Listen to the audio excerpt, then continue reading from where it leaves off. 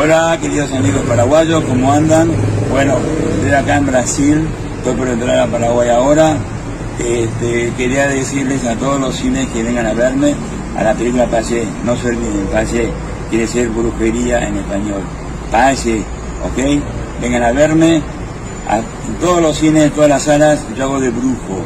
Van a ver, hay muchas cosas que nos van a entender hasta el final.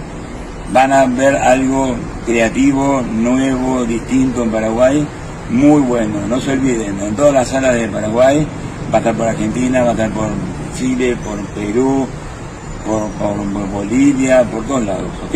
Un beso. Pache, primero paye una palabra. Si no eres macumba, porque eres tío yo. Después está viendo la película la peor de todas. Porque cambiaron de película, era que me camino hacia el terror, o sea, tu masacre en Texas nunca comía pegua por la yoga. Pero ella por todavía la macumba bebe toda, que sabe ni bebe bola de cristal nunca y bulan toda la macumba ya ponga.